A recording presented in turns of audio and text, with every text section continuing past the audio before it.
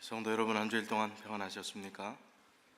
귀한 안식일에 성전에 올라오신 모든 성도님들의 개인의 심령 속에 하나님의 크신 은혜와 우리의 필요를 채우시는 주님의 사랑이 오늘 풍성하게 임하게 되시기를 간절히 바랍니다. 오늘 설교의 제목은 듣는다는 것은, 요한계시록 2장 29절 본문의 말씀은 우리가 너무 잘 아는 말씀입니다. 귀 있는 자는 성령이 교회들에게 하시는 말씀을 들을지어다. 이 말씀이 여기만 있는 것이 아니지요. 많이 반복이 되고 있습니다. 왜 예수님의 제자 12명의 제자 중에서 가룟 유다를 제외한 10명은 순교자가 되었지만 사도 요한은 끝까지 살아남기셨을까? 왜 남기셨을까요? 하나님에 대해서 가장 심오하게 알 수 있는 요한복음을 기록한 것뿐만 아니라 무엇을 기록하게 하셨기 때문에, 요한계시록이 요한에 의해 기록되어야 했기 때문에 하나님께서 살려주셨던 것 같습니다. 이 귀한 말씀 가운데서 강조되는 것은 요한계시록 3장 1절로 3절에 있는 말씀, 예수 그리스도의 계시라. 이는 하나님이 그에게 주사 반드시 속히 될 일을 그 종들에게 보이시려고 그 천사를 그 종 요한에게 보내어 지시하신 것이라. 요한은 하나님의 말씀과 예수 그리스도의 증거, 곧 자기의 본 것을 다 증거하였느니라. 이 예언의 말씀을 읽는 자와 듣는 자들과 그 가운데 기록한 것들을 지키는 자들이 복이 있나니 때가 가까웁니다. 자, 여기도 분명히 이 예언의 말씀을 읽는 자, 듣는 자, 그 가운데 기록한 것을 지키는 자들이 복이 있다, 때가 가깝다 하는 말씀을 강조하셨습니다. 요한이 다 본 것이라고 그랬습니다. 요한이 체험한 것이라고 했습니다. 예수 그리스도와 살았던 모든 삶에서 경험된 이야기를, 또 하나님께서 가장 원하시는 이 세대, 마지막 세대까지 믿음으로 살아가야 될 하나님의 백성들을 위해서 기록한 말씀, 이 말씀이 오늘 우리를 확신 가운데 거하게 하시는 그러한 요한복음과 요한계시록의 말씀인 것입니다. 우리가 듣는다는 것이 무엇입니까? 단지 우리의 귀로 듣는다는 이야기를 여기서 강조하는 것일까요? 이 듣는다는 이야기가 성경에 꽤 많이 나오는데, 사무엘 선지자가 어린 시절에 그가 들었던 하나님의 음성에 대한 기록이 사무엘상 3장 10절에 나옵니다. 하나님께서 사무엘아 사무엘아 자꾸 부르십니다. 그런데 이 어린 아이인 사무엘이 하나님의 음성을 구별하지 못했습니다. 하나님이 자기를 불렀던 일도 없었고 깨닫지 못했습니다. 그래서 누가 부르는 줄 알았어요? 지금 성전에 봉헌된 이 어린 사무엘은 엘리 제사장의 지도하에 있었습니다.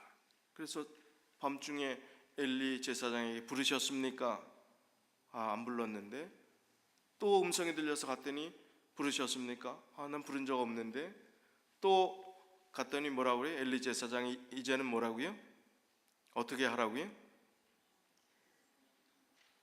말씀하옵소서, 주의 종이 듣겠나이다 하고, 하나님께서 하시는 말씀이니까 잘 경청하도록 하라 하는 말씀을 하십니다. 자, 사무엘이 바로 사무엘상 3장 10절에 그 경험을 이렇게 기록했습니다. 여호와께서 임하여 서서 전과 같이 사무엘아 사무엘아 부르시는지라. 사무엘이 가로되 말씀하옵소서, 주의 종이 듣겠나이다. 자, 구약 시대는 하나님께서 직접 음성을 들려주시는 시대였습니다. 그런데 사무엘상 3장 1절에 보니까 그 시대였음에도 불구하고 지금 뭐라고 그랬습니까? 아이 사무엘이 엘리 앞에서 여호와를 섬길 때에는 여호와의 말씀이 어때서요? 희귀하다, 희귀해서 이상이 흔히 보이지 않더라. 자, 희귀한 하나님 말씀이 잘 들려지지 않던 시대, 희귀하고 이상이 보이지 않던 시대라는 것은 종교적으로 영적으로 어떻다는 얘기입니까? 좀 과 같은 그런 시대였음을 이야기하는 것입니다. 어두웠던 시대였습니다. 백성들이 영적으로 깨어있지 않던 그런 시대였습니다. 그 당시 정말 제일 중요한 역할을 해야 했던 엘리 제사장의 그 가족의 모든 삶의 모습은 하나님께 불경스러운 삶을 보여드리는 그런 시대였습니다. 그런 답답한 시대 속에서, 하나님의 말씀이 희귀했던 그 시대 속에서 하나님께서 사무엘을 향해서 말씀하셨습니다. 그 말씀을 들었습니다. 말씀하옵소서, 주의 종이 듣겠나이다. 오늘 하나님의 말씀이 잘 들려지지 않는 것처럼 세속으로 가로막힌, 그리고 모든 것이 아주 차단되어 있는 것처럼 보여지는 이 영적인 암흑 시대 속에 살아가는 우리들에게 주님께서 말씀하십니다. 우리의 이름을 부르십니다. 우리는 어떻게 대답해야 되겠습니까? 말씀하옵소서, 주의 종이 듣겠나이다. 말씀하옵소서, 주의 종이 듣겠나이다. 하나님의 말씀을 들을 마음의 자세를 준비하고 살아가는 믿음이 오늘날 절실하게 필요합니다. 왜냐하면 하나님의 말씀이 희귀하고 이상이 흔히 보이지 않는 시대 속에 우리가 동일하게 살고 있기 때문입니다. 이 들음의 말씀 가운데서 신약 성경으로 가면 비유가 나오는데 씨 뿌리는 비유가 나옵니다. 이 씨 뿌리는 비유의 앞에 서두에 시작하기를 마태복음 13장 14절부터 있는 말씀을 보면 이렇게 시작합니다. 이사야 6장 9절의 예언의 말씀을 이제 이 마태가 인용을 합니다. 이사야의 예언이 저희에게 이루었으니 일렀으되 너희가 듣기는 들어도 깨닫지 못할 것이요 보기는 보아도 알지 못하리라. 이 백성들의 마음이 완악하여져서 그 귀는 듣기에 둔하고 눈은 감았으니 이제 눈으로 보고 귀로 듣고 마음으로 깨달아 돌이켜 내게 고침을 받을까 두려워함이라 하였느니라. 그러나 너희 눈은 봄으로 너희 귀는 들음으로 복이 있도다. 내가 진실로 너희에게 이르노니 많은 선지자와 의인이 너희 보는 것들을 보고자 하여도 보지 못하였고 너희 듣는 것들을 듣고자 하여도 듣지 못하였느니라. 이런 말씀을 하시면서 그 다음에 이어지는 말씀이 씨 뿌리는 비유입니다. 씨 뿌리는 비유는 듣는 이야기입니다. 어떻게 잘 들어야 되는가, 무엇을 들어야 되는가, 들음의 이야기입니다. 들음의 비유입니다. 자, 18절부터 이런 비유가 시작됩니다. 그런즉 씨 뿌리는 비유를 들으라.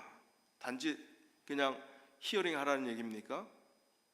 단지 그냥 들어보라는 얘기입니까? 그게 아닙니다. 그 위에 이사야 선지자의 예언의 말씀들을 이야기하면서 너희가 듣기는 들어도 깨닫지 못하고 이해하지 못하고 그런 참 답답함을 너희들은 다시 전철을 밟지 말고 너희도 똑같이 반복하지 말고 정말 들었으면 좋겠다, 이 의미를 깨달았으면 좋겠다는 말씀으로 들으라 하고 시작합니다. 아무나 천국 말씀을 듣고 깨닫지 못할 때는 악한 자가 와서 그 마음에 뿌리는 것을 빼앗나니 이는 곧 길가에 뿌리운 자요. 돌밭에 뿌리었다는 것은 말씀을 듣고 즉시 기쁨으로 받되 그 속에 뿌리가 없어 잠시 견디다가 말씀을 인하여 환난이나 핍박이 일어나는 때에는 곧 넘어지는 자요. 가시떨기에 뿌리었다는 것은 말씀을 들으나 세상의 염려와 재리의 유혹에 말씀이 막혀 결실치 못하는 자요. 좋은 땅에 뿌리었다는 것은 말씀을 듣고 깨닫는 자니 결실하여 혹 100배 혹 60배 혹 30배가 되느니라 하시더라.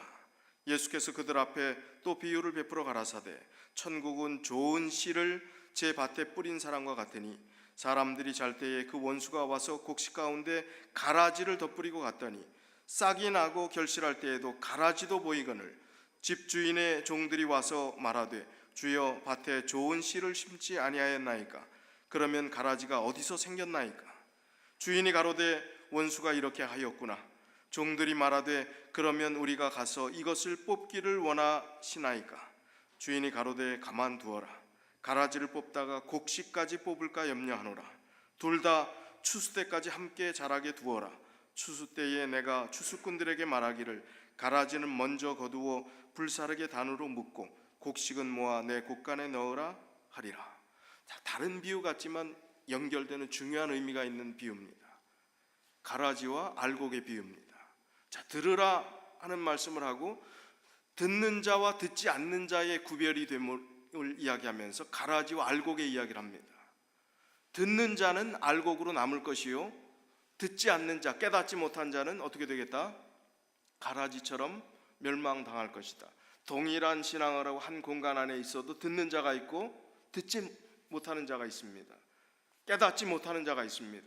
오늘 우리의 신앙의 연륜이, 신앙의 세월이 오래됐다 할지라도, 하나님 안에서 살아온다 할지라도 하나님 말씀을 우리가 수없이 많이 들었지만 깨닫는 자인가? 깨닫고 그 삶으로 우리가 실천에 옮기는 자인가?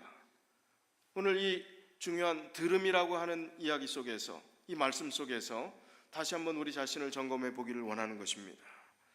저는 고린도전서 2장을 좀 묵상하면서 이 말씀이 얼마나 참 소중한 것인가, 그리고 우리가 깨달을 수 없는 것, 성령께서만 해줄 수 있는 이 부분에 대해서 우리가 너무나 간과하고 살았구나. 그리고 성령 하나님의 역할을 우리가 초청하고 성령 하나님을 간구하고 구하고 성령의 침례를 경험하고 성령의 충만을 경험하는 그 일에 있어서 너무 소홀히 했구나 하는 생각들을 해봤습니다. 고린도전서 2장에 있는 말씀은 사도 바울이 정말 간절한 마음으로 정말 제발 좀 하나님 말씀을 깨달으면 좋겠는데, 그 복음을 전하는 사람들이 너무 이해하지 못하고 깨닫지 못하고 하는 그 마음이 너무나 안타까운 마음이 듭니다. 그런데 사도 바울이 가만히 생각해 봤더니 사람이 할 수 없는 일이라, 사람이 아무리 얘기해도 할 수 없는 그런 한계 상황들을 느끼면서 그가 깨달은 이야기를 여기 기록합니다. 성령께서만이 하실 수 있는 것이고, 영에 속한 것, 하늘의 지혜에 속한 것을 깨닫는 그 일은 얼마나 소중한 일인가. 그걸 깨닫는다면 어떤 놀라운 역사가 우리 개인과 그 말씀을 받는 자들에게 일어날 것인가 하는 그 생각들을 하면서 이 말씀을 기록한 것 같습니다. 우리가 조금 길지만 제가 읽을 때 집중해서 좀 들어보시면 좋겠습니다. 그런 의미를 생각하시면서, 형제들아, 내가 너희에게 나아가 하나님의 증거를 전할 때에 말과 지혜의 아름다운 것으로 아니하였나니, 내가 너희 중에서 예수 그리스도와 그의 십자가에 못 박히신 것 외에는 아무것도 알지 아니하기로 작정하였음이라. 내가 너희 가운데 거할 때에 약하며 두려워하며 심히 떨었노라. 내 말과 내 전도함이 지혜의 권하는 말로 하지 아니하고 다만 성령의 나타남과 능력으로 하여, 너희 믿음이 사람의 지혜에 있지 아니하고 다만 하나님의 능력에 있게 하려 하였노라. 그러나 우리가 온전한 자들 중에서 지혜를 말하노니 이는 이 세상의 지혜가 아니요 또 이 세상에 없어질 관원의 지혜도 아니요 오직 비밀한 가운데 있는 하나님의 지혜를 말하는 것이니 곧 감추었던 것인데 하나님이 우리의 영광을 위하여 만세전에 미리 정하신 것이라.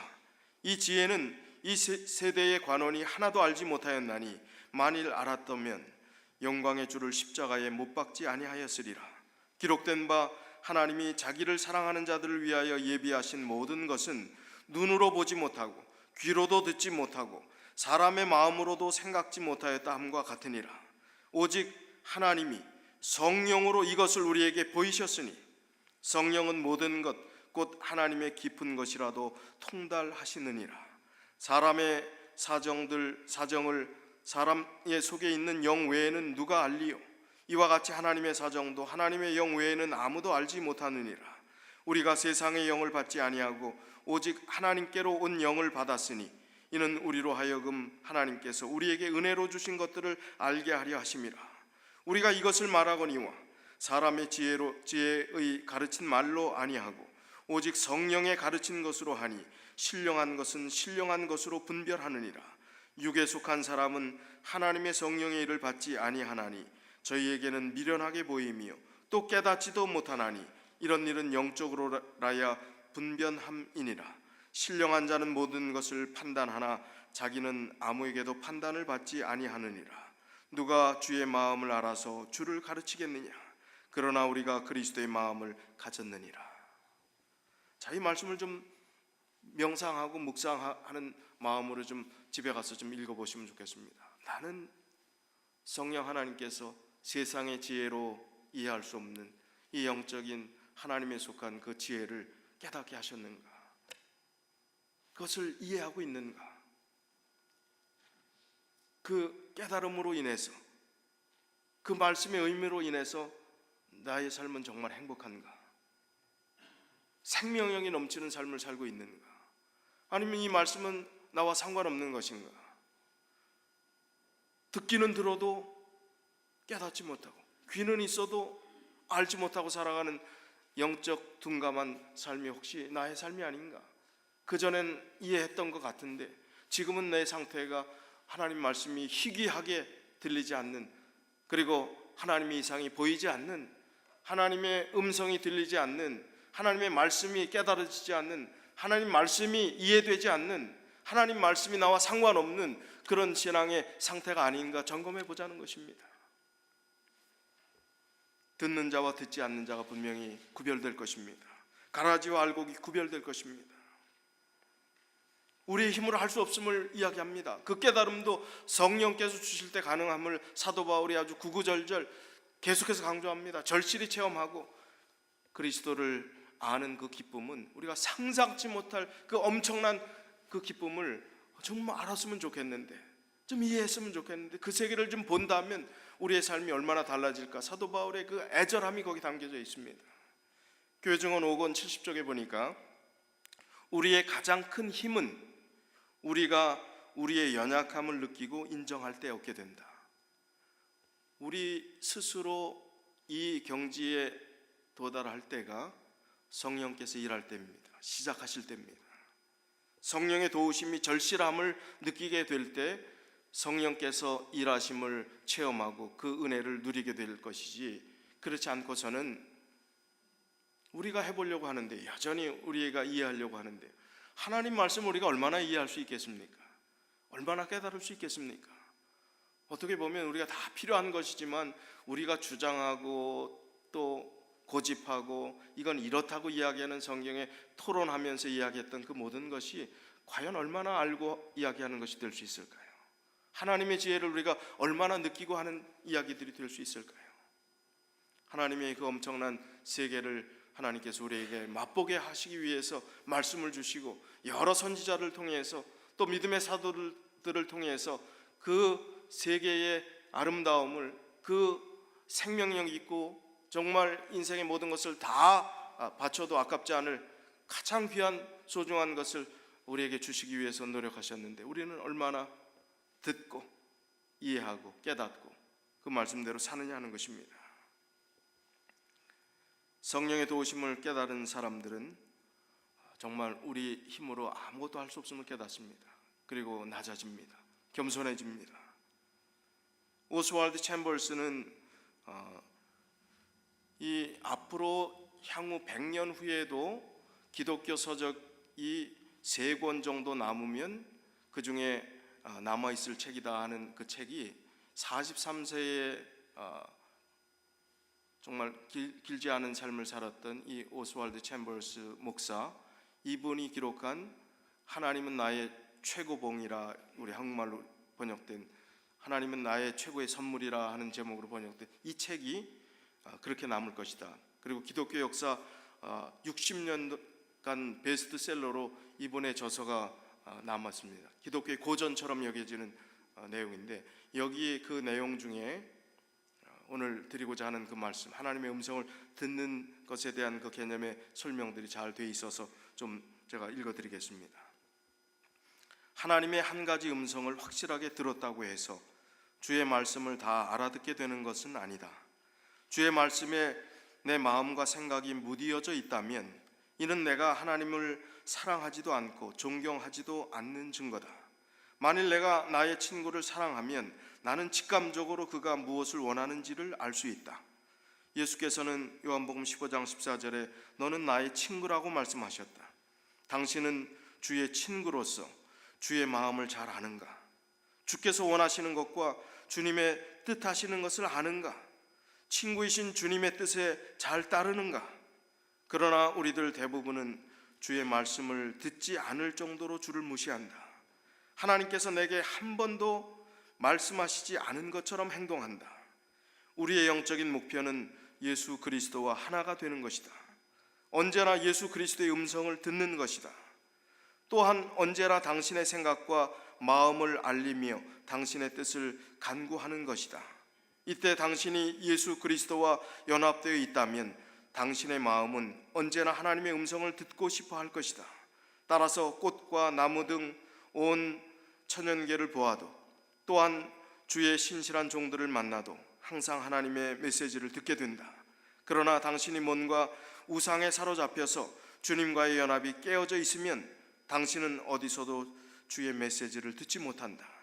즉 나의 마음이 다른 것에 빼앗겨 있어서 주님을 등한시 여기며 주의 음성을 듣지 못하는 것이다. 주의 자녀들의 바른 자세는 언제나 어린아이같이 주여 말씀하옵소서, 주의 종이 듣겠나이다 라고 말하는 것이다. 평소에 영적인 훈련을 통해 주의 음성을 항상 듣는 자세를 개발하라. 특히 우상에 마음이 사로잡히지 않도록 당신의 마음이 항상 주 예수께 있게 하라. 그렇지 않으면 하나님의 음성을 전혀 듣지 못하게 된다. 당신은 하나님의 자녀답게 살아가는가? 오늘도 하나님의 음성을 듣고 있는가? 참 감동적인 말씀입니다.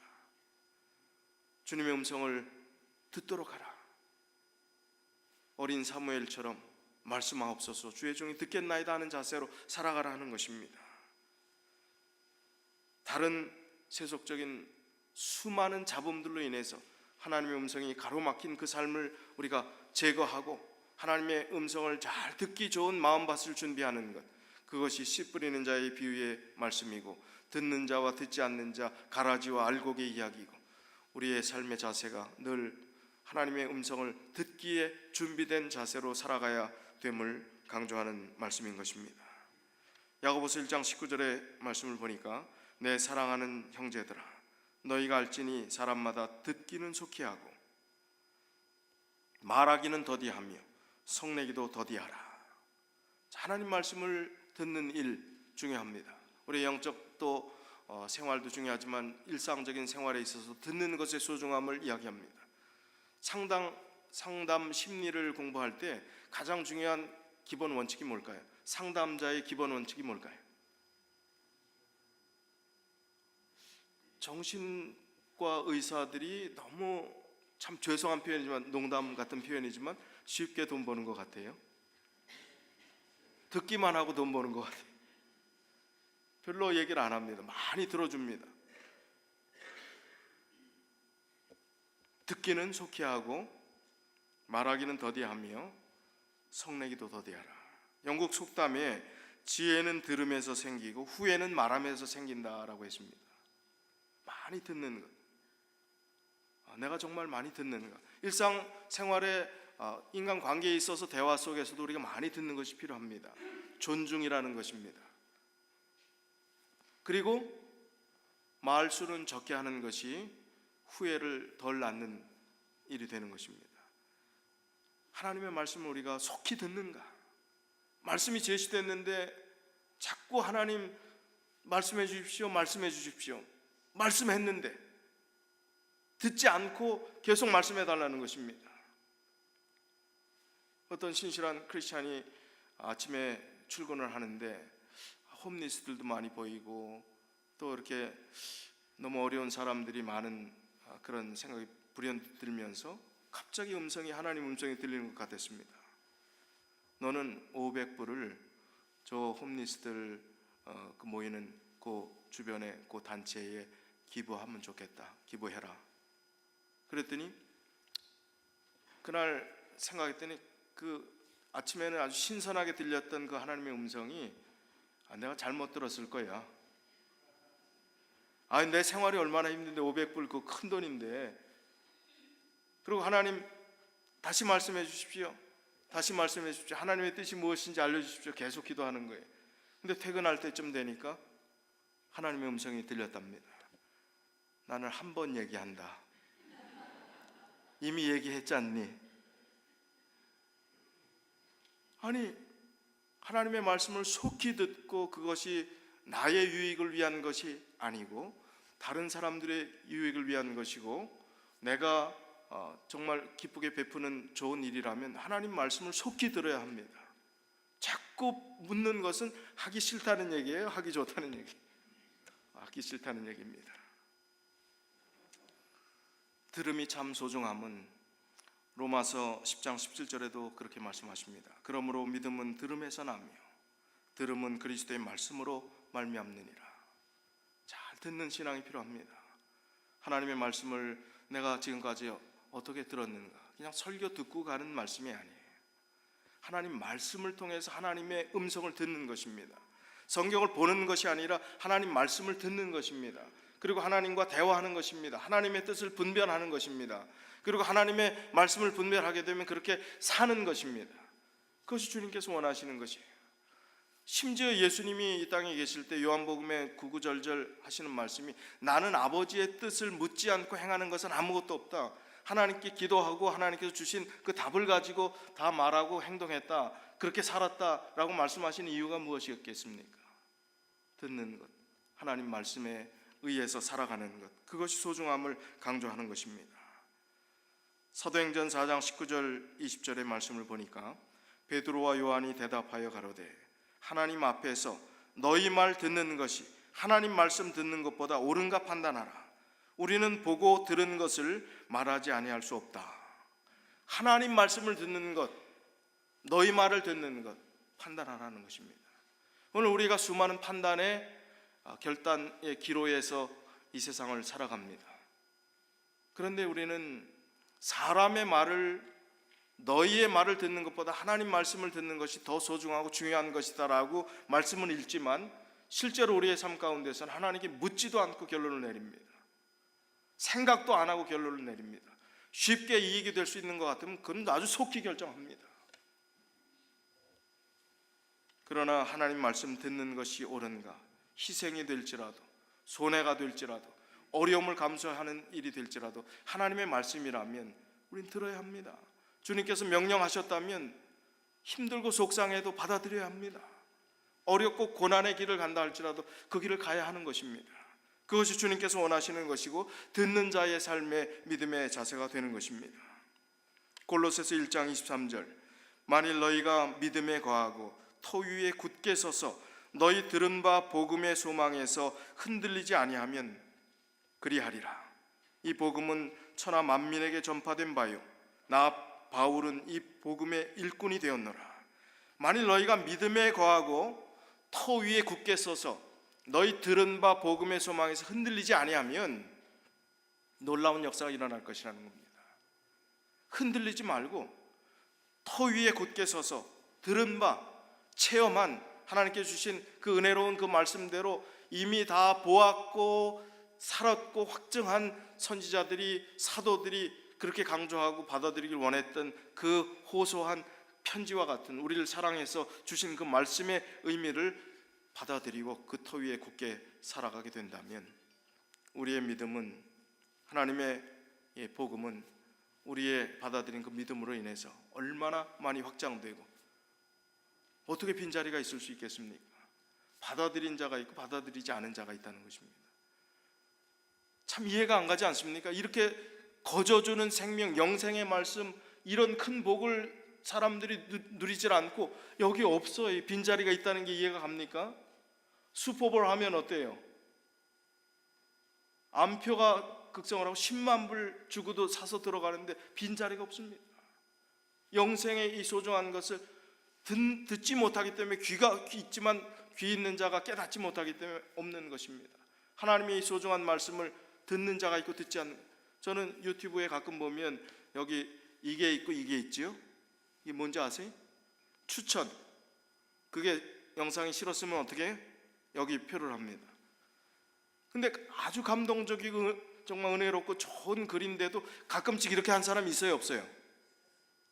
기가 막혀. 어떻게 이걸 장난으로 해도 이렇게 할 수 있어요, 그 감동적인 거를.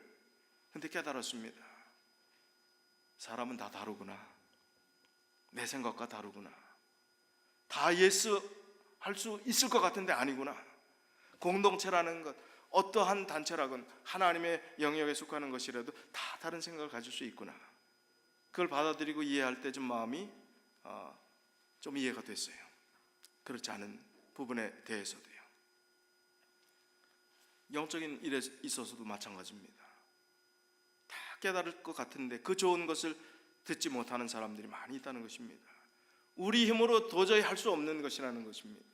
성령께서 하실 때만 들을 수 있고 깨달을 수 있다는 것입니다. 지금 이 안에 우리 교우님들이 계시고 이 계신 모든 분들이 우리의 생명이 다하는 날까지 예수님 재림이 더 지연된다면 이 자리를 지킬 분들이심을 저희가 믿습니다.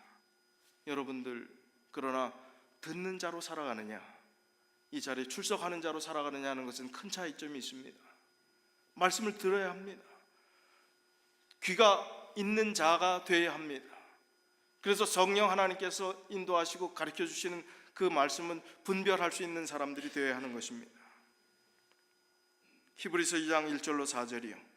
그러므로 모든 들은 것을 우리가 더욱 간절히 삼갈지니 혹 흘러 떠내려 갈까 염려하노라. 뭐라고요? 우리가 지금까지 들은 그 귀한 말씀을 어떻게 하라고요? 더욱 간절히 삼갈지니 조심하고 그걸 지키기 위해서 최선을 다하라는 것입니다. 왜요? 혹시 흘러 떠내려 갈까 염려하노라. 자, 이 자리에 계셔야 될 분들이 안 계신 분들, 수많은 분들이 이 교회를 거쳐간 분들은 흘러 떠내려간 분들일 수 있어요. 그 좋은 것, 귀한 것, 가치 있는 것들을 붙잡지 못했기 때문일 수 있습니다. 사람의 관계 때문에요, 뭐 여러 다른 이유 때문에요. 그거는 이유에 불과합니다. 중요한 것은 영적인 가장 소중한 것을 붙잡았다면 흘러 떠내려가지 않습니다. 우리가 삼가 더욱 간절히 모든 들은 것을 잘 지켜야 합니다. 떠내려가지 말아야 합니다. 흘러가지 말아야 합니다. 사단은 어떻게든지 떠내보내려고 해요. 흘려보내려고 합니다. 자기 기쁜 일이니까요. 하나님의 백성을 하나라도 없게 만드는 일이니까요. 수많은 일들을 합니다. 수많은 실망을 줍니다. 기가 막힌 상황들을 만듭니다. 그러나 우리는 하나님 말씀을 굳게 붙잡고 이 히브리서에 주신 이 말씀, 모든 들은 것을 우리가 더욱 간절히 삼가서 굳건하게 말씀을 지키는 자들이 되어야 합니다. 2절부터 4절이요. 천사들로 하신 말씀이 견고하게 되어 모든 범죄함과 순종치 아니함이 공변된 보응을 받았거든 우리가 이같이 큰 구원을 등한히 여기면 어찌 피하리요. 이 구원은 처음에 주로 말씀하신 바요, 들은 자들이 우리에게 확증한 바니 하나님도 표적들과 기사들과 여러 가지 능력과 및 자기의 뜻을 따라 성령에 나눠주신 것으로서 저희와 함께 증거하셨느니라. 미치고 펄쩍 뛰겠어요.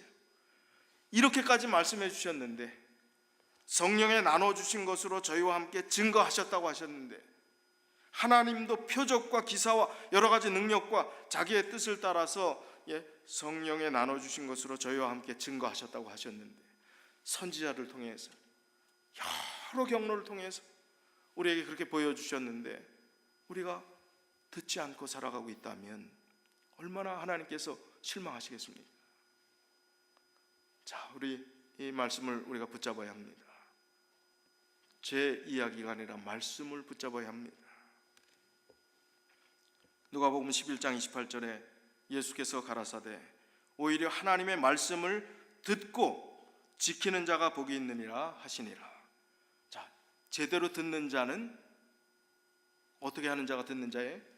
지키는 자, 실천하는 자입니다. 듣기만 할 수 없어요. 들으면 바로 듣는 사람은 삶을 옮길 수밖에 없는 것입니다.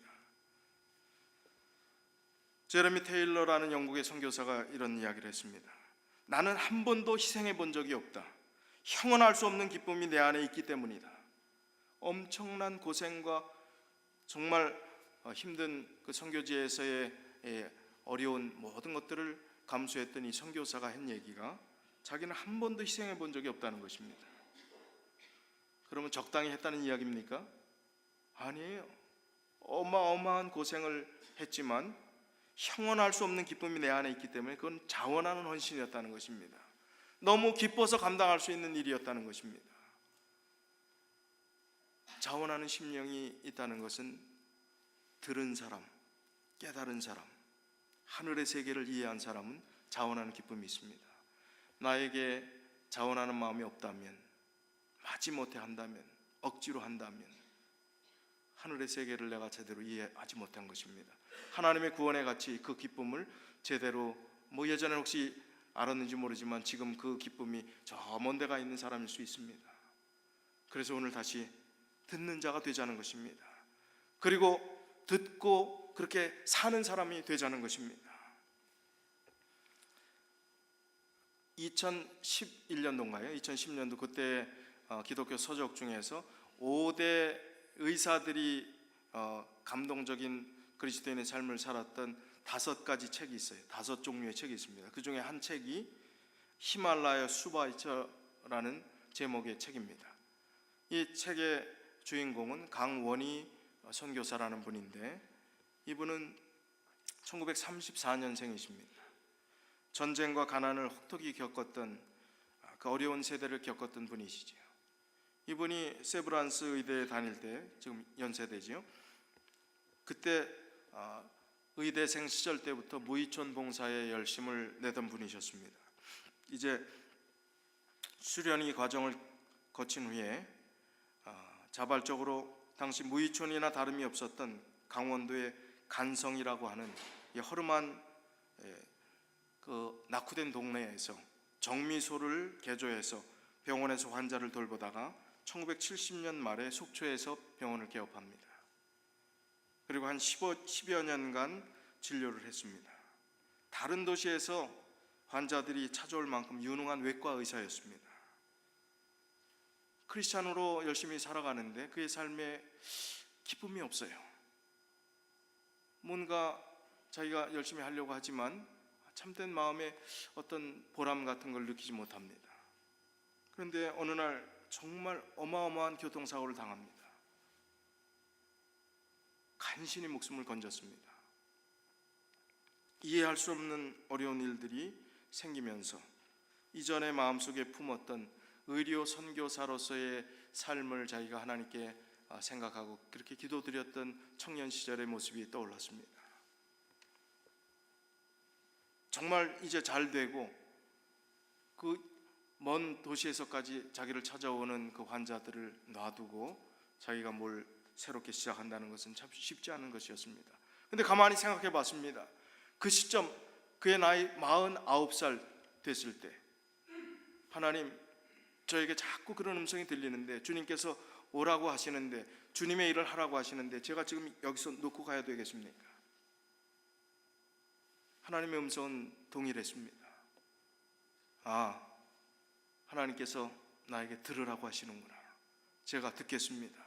주의 종이 듣겠나이다. 생선으로 말하면 앞 머리 꼬리가 아니라 가운데 토막인 나의 인생 40대 49의 나이에 제 삶을 드리겠습니다.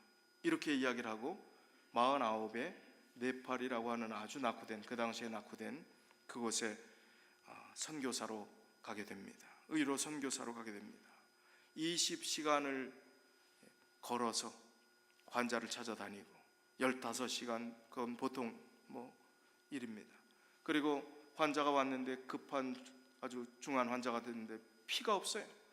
피를 검사해 보니 자기 피와 같으니까 자기 피를 뽑아서 그 사람을 급하게 살리는 그런 마음.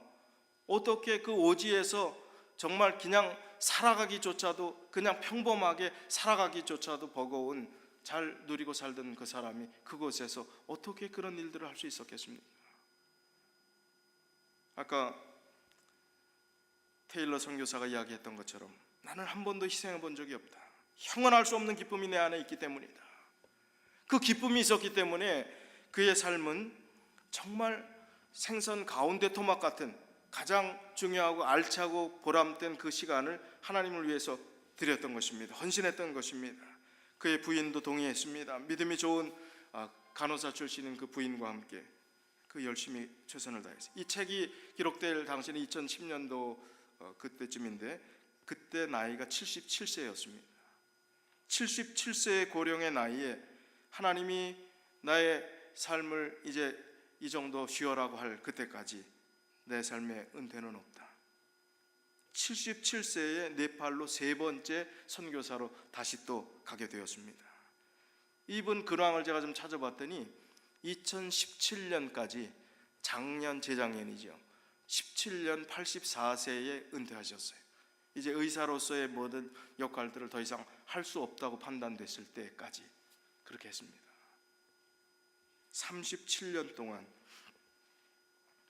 네팔에서 17년, 방글라데시에서 4년, 스리랑카에서 4년, 에티오피아에서 7년, 그리고 국내 사역 3년까지 37년의 정말 자원하는 기쁨의 마음으로 봉사했던 이분의 삶의 모습을 통해서 히말라야 수바이처라고 이야기할 정도로 정말 하나님의 일들을 감당했던 그 사람의 모습을 생각해 보면서 하나님의 말씀을 듣고 행동에 옮기는, 실천에 옮기는 믿음의 사람이 바로 이분이 아니었는가 하는 감동을 받게 되었습니다. 오늘 주님께서 우리를 부르십니다. 우리가 대답할 차례가 되었습니다. 주여, 말씀하옵소서. 주의 종이 듣겠나이다.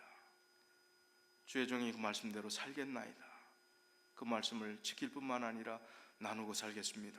억지로 하지 않겠습니다. 자원하는 마음으로, 기쁜 마음으로 주님의 일을 섬기겠습니다. 정말 종된 심정으로 주님께서 구원해 주신 그 은혜를 생각하면서 주님의 일을 감당하겠습니다. 여기 계신 모든 분들, 연세와 상황과 직분에 상관없이 하나님의 일들을 넉넉히 감당할 수 있도록 하나님께서 여러분들을 불러주셨음을 우리는 망각하지 말아야 합니다.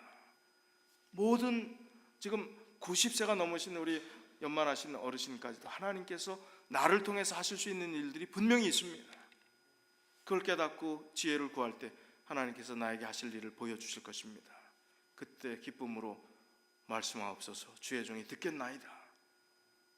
주의 종이 이렇게 살겠습니다 하는 이 고백이 오늘 저와 여러분의 고백이 되시기를 간절히 바라면서 말씀을 드리겠습니다.